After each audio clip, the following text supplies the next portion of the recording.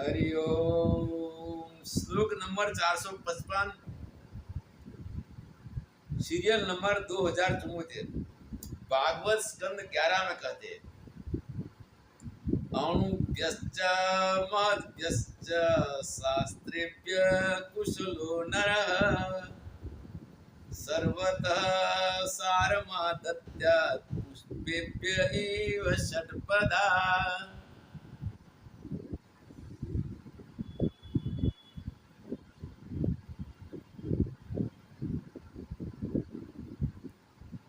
अणुभ्यश्च महद्भ्यश्च शास्त्रेभ्यः कुशलो नरः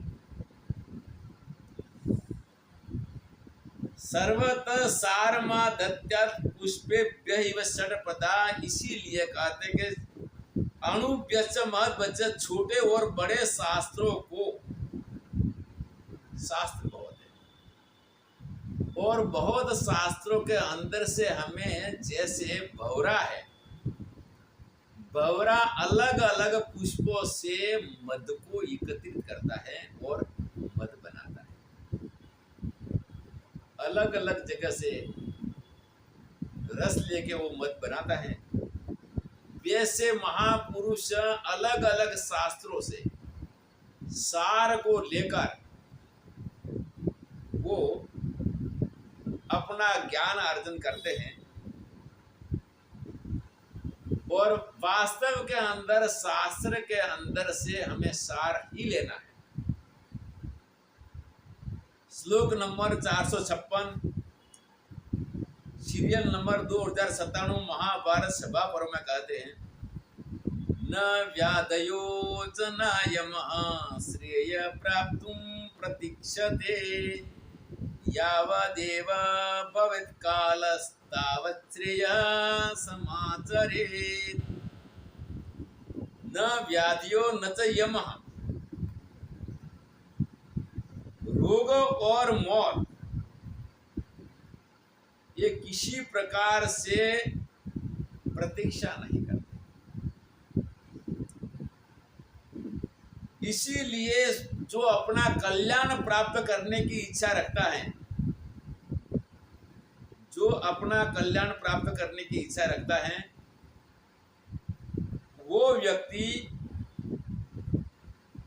उपाय किया या नहीं, समय रहते अपना कल्याण कर लेना चाहिए, क्योंकि रोग और मृत्यु ये तो प्रारब्ध के अधीन है। पर वर्तमान समय के अंदर व्यक्ति पूरा कुशल रहकर अपना आत्म कल्याण से कभी पीछे न हटे और इसमें लगा रहे और आत्म कल्याण कर ले। श्लोक नंबर 457, सीरियल नंबर 2098, महाभारत शांति पर्व में के अंदर कहते हैं, स्वकृतिर्जायते जन्तुः सुराकृतिरेव वर्धते सुख दुखे तथा मृत्युं स्वकृतिरेव विन्दति। स्वकृतिर्जायते जंतु, अपने जैसे कर्म हैं पूर्व जन्म के, इसके अनुसार ही इसका जन्म होता है। सकृते जायते जंतु स्वकृते वर्धते, और अपने कर्मों का अनुसार इसकी वृद्धि होती है। अपने कर्मों के अनुसार जन्म होता है और इसके अनुसार वृद्धि होती है। इसीलिए सुख और दुख और मृत्यु ये सारा अपने पूर्व जन्म के कर्मों का अनुसार है। सुख और दुख, जैसे पुण्यात्मा होते हैं उनको ऐसे परिवार में जन्म होता है जहां पर उनको सुख ही सुख जन्म से प्राप्त होता है। तो ये भी पूर्व का पुण्य की बात है, उसको नसीब कहते हैं। तो ये करके अपने जैसे कर्म है वैसी इसकी गति है। वर्तमान पूर्व जन्म के कर्म के अनुसार हैं और भविष्य भी वर्तमान के कर्मों के अनुसार हैं। इसीलिए व्यक्ति कर्तव्य परायण रहकर सदा के लिए सत्य कार्य में लगा रहे और घूमते फिरते बैठते उठते भगवान का नाम जपा करें। एक ही है जीवन में प्रामाणिकता, और भगवान का नाम जपा करे। गरीब से गरीब व्यक्ति भी वहां पर परम गति को प्राप्त कर सकता है। श्लोक नंबर 458, सीरियल नंबर 2099। वासं क्वच गमिष्यामि कश्चाहं किमिहाम गतः को बन्धुर्मम कस्याहम् इत्यात्मानं विचिन्तय। महाभारत शांति पर्व के अंदर कहा है कि व्यक्ति को कैसा चिंतन करना चाहिए। प्रथम ये कि मैं कहाँ था, कहाँ जाऊंगा और कौन हूँ। ये है आत्मज्ञान, कौन हूँ। प्रथम व्यक्ति को कहेगा तो वो नाम से पुकारेगा, नाम के पीछे जाति कहेगा कि बस इस जाति का, मैं इस नाम वाला व्यक्ति हूँ। आगे कोई पूछेगा तो अपना गांव, जिला, तहसील, जिला, राज्य, देश बताएगा। तो ये करके, ये तो शरीर का नाम है, क्योंकि शरीर से पहले भी वो था और शरीर के बाद भी रहेगा। इसीलिए वास्तव में कौन है, ये आत्मज्ञान प्राप्त करना सबसे बड़ा श्रेष्ठ है, और वो गुरु से होगा। इसीलिए कहते हैं कि मैं कौन हूं और मैं कहाँ था, ये बात तो हम नहीं बता सकते, लेकिन वर्तमान के अंदर हमारे शरीर के अंदर जो सुख दुख आ रहे हैं, ये हमारे कर्म के फल के अनुसार है। तब अनुभव होगा कि हमें ऐसे ऐसे जन्मांतर में कर्म किए हैं। अब कहाँ जाऊंगा, शरीर तो जाएगा, शरीर तो छूटेगा। शरीर छूटने के बाद मेरी गति क्या होगी, इसका विचार करना चाहिए। जन्म, मृत्यु, जरा, व्याधि, दुख, दोषानुदर्शन।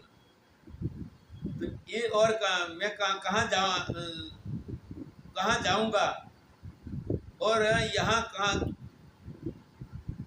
मैं क्यों आया हूँ, कौन मेरे बंधु हैं, कौन मेरे मित्र हैं। ये सारा इस प्रकार से वर्तमान जगत के अंदर विचारशील व्यक्ति, विवेकशील व्यक्ति ऐसा विचार करके इससे वैराग्य उत्पन्न करे। विवेक के बिना वैराग कभी उत्पन्न होता नहीं है, और कभी उत्पन्न हो भी जाएगा, बिना विवेक के वैराग फिर ठंडा हो जाएगा, समाप्त हो जाएगा। इसीलिए विवेक के साथ में वैराग भी जरूरी है।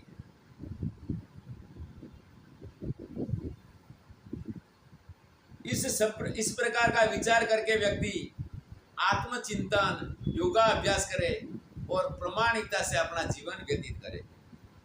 सीरियल नंबर 459, श्लोक नंबर 2100, सुभाषित रत्न के अंदर कहते हैं, विवेक एव व्यसनम पुंसां क्षपयितुं क्षप्तः अपहर्तुं समर्थोऽसो रविरेव निशातमः।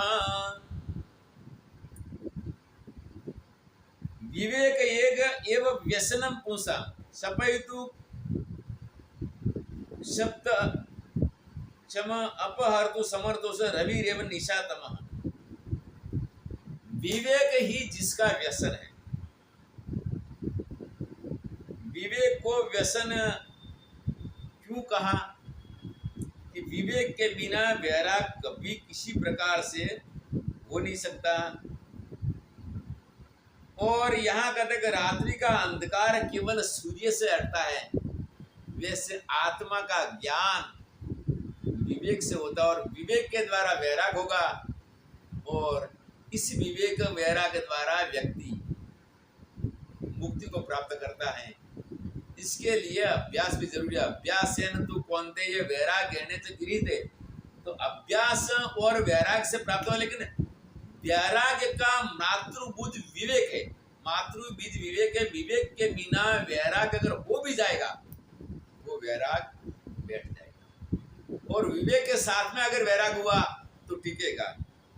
ये करके विवेक वैराग के द्वारा व्यक्ति अपना आत्म कल्याण कर ले।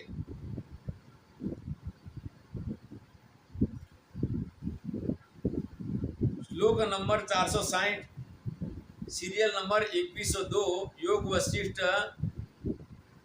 रामायण में कहते हैं, मोक्ष द्वारे द्वारपालाश्चत्वारः परिकीर्तितः, शमो विचार संतोषश्चतुर्थ साधु संगम। मोक्ष के 4 द्वारपाल बताए। कौन कौन? शम, शम मतलब मन को समझाना। मन को कैसे समझाना? तो मन को विवेक, शास्त्रीय विचारों, शास्त्र ज्ञान का विचार करना कि पहला ये शरीर से पहले मैं था, बाद में रहूंगा, और अनादिकाल से मैं इस प्रकार से अनेक योनि में भ्रमण करके यहाँ आया हूँ। ऐसा करके मन को समझाकर भौतिक जगत का विषय से भ्राम करें, इसको कहते शम। शम के बाद मन को समझा के फिर मन को वेदांत का विचार के अंदर लगाए। और तीसरा संतोष, अगर वेदांत का विचार किया, मन को समझा के संतोष नहीं हुआ तो भी वहां पर ध्यान ज्ञान नहीं होगा, तो यथा लाभ जो है इसमें संतोष माने। संतोष मानने पर भी शास्त्र ज्ञान विद्वान गुरु के बिना नहीं हो सकता। विद्वान गुरु के साथ में इस ज्ञान के अनुसार इसका आचरण भी जरूरी है। स्वयं आचरति अन्यान आचरति इति आचार्य। तो ये करके यहाँ पर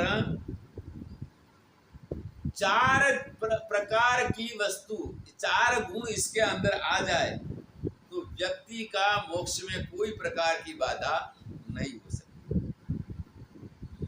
श्लोक नंबर 461 और 62 कठोपनिषद में कहते हैं, सीरियल नंबर 2105, आत्मानं रथिनं विद्धि शरीरं रथमेव तु, बुद्धिं तु सारथिं विद्धि मन प्रग्रहमेव च। आत्मा को रथी मानो। रथी मतलब रथ चलाने वाला सारथी। आत्मा शब्द का यहाँ लक्ष्यार्थ है जीवात्मा चिदाभास। और शरीर को रथ मानो, क्योंकि कर्ता के द्वारा कार्य होता है तो इसलिए शरीर रथ है। और बुद्धि इसका सारथी है, और मन इसकी लगाम है। आगे कहते हैं श्लोक नंबर 21, सीरियल नंबर 2106 में, इंद्रियाणि हनायाहुर्विषयास्तेषु गोचरान्, आत्मेन्द्रिय मनोयुक्तं भोक्तेत्याहुर्मनीषिणः। इंद्रियाणि हनायाहुर, इंद्रियों को मन के द्वारा जीत कर, मन लगाम है, बुद्धि सारथी है, और इंद्रिय रूपी घोड़ा है। इंद्रिय रूपी घोड़ा को वहां पर कंट्रोल कर कर, इसको जीत कर, वहां पर विषय वासना से, विषयों से इसको वापस लौटाना है। विषयों से वापस कर फिर अंतर्मुख होकर अंतर आत्मा में अपना परमात्मा के साथ एकता का ध्यान करना है। तो इंद्रियों को प्रथम संयम करना, मन का संयम करना, इसके बाद बुद्धि से वहां पर आत्म स्वरूप का विचार और निर्णय करना, और ऐसा करके अंतर्मुख बन के व्यक्ति आत्मा का चिंतन करे। और इसी प्रकार से ये मन, बुद्धि और इंद्रियों के द्वारा विषय भी भोगे जाते हैं और इसके द्वारा इंद्रियों का संयम करके मन और बुद्धि के द्वारा आत्मचिंतन करके फिर वहां पर मुक्ति को भी प्राप्त कर सकते हैं। अब जिस मार्ग में जिसको जाना है वहां कर्ता स्वतंत्र है, जैसा चाहे वैसा कर सकता है। श्लोक नंबर 463 कठोपनिषद के अंदर कहते हैं, सीरियल नंबर 2110, यस्तु विज्ञानवान भवति स मनस्कः सदा शुचिः स तु तत्पदमवाप्नोति यस्माद् भूयो न जायते।